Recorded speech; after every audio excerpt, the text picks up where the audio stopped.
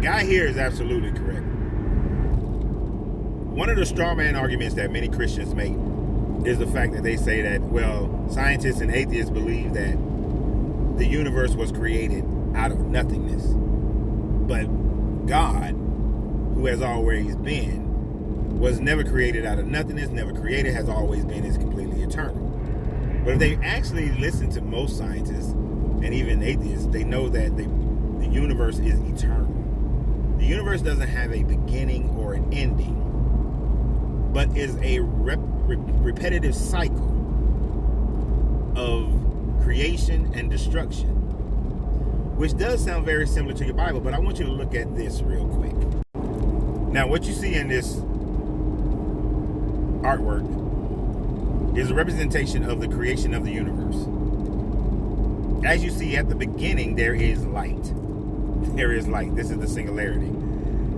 And then, but from the singularity, I'll get to it. That's the singularity. And then our telescopes, which we've been able to look as far into the expanding universe as possible, which is how you look at time in the universe.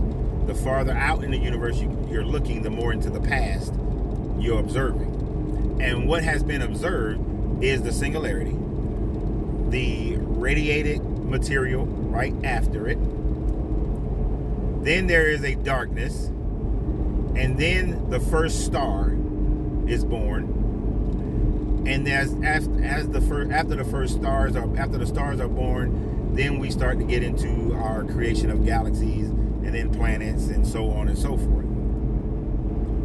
All of this is on a continuous expansion until it runs out of energy. Like any explosion, it has a radius that is going to go out. But the difference is, because the gravitational pull is so strong where the singularity occurs, once all the energy of expanding outward has been exacerbated, it all returns back in.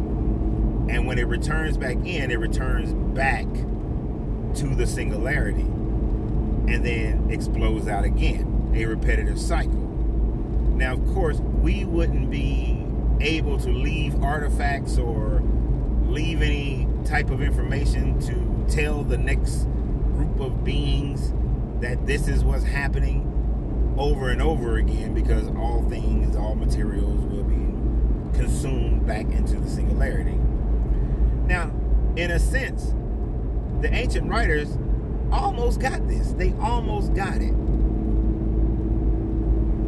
Except they put God in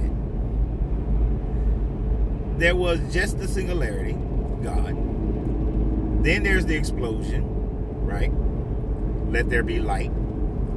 Then there is, as if you were reading Christianity, then the blue part there, the light blue turquoisey part, would be, and the heavens and the earth were formed, but they were formless. They were formless. Or in some religion they say chaos. In some versions, I should say, it says chaos. That would be the turquoise part.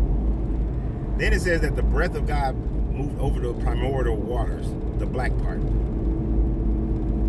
And then you get his creation of the earth and stars and all that sort of thing. So even though it's kind of a little bit backwards, because the sun and the moon were made till after the earth and a bunch of other stuff was made, which doesn't make any sense. That's where they started messing up.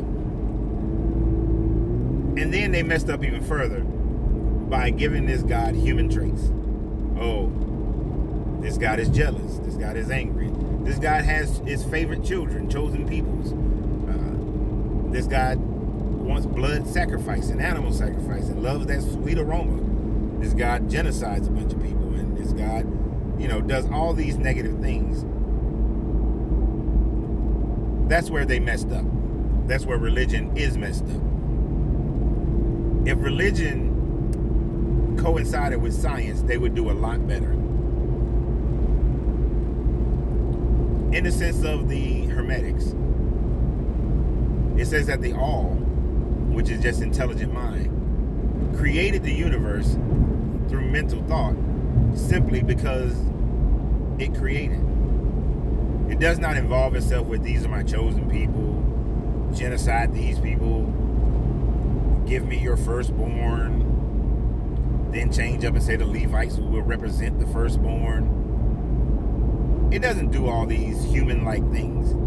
It just created. And it is up to us to utilize the laws of nature, the 7 Hermetic principles, to open our consciousness so that we can truly understand this, because this is the matter plane existence, so that we can go into more of the spiritual plane of existence, which is above and beyond this.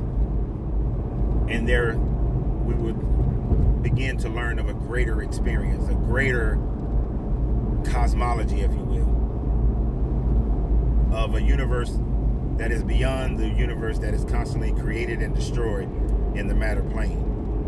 But this lets you know science, and I would say most atheists would agree, that the universe wasn't created out of nothingness.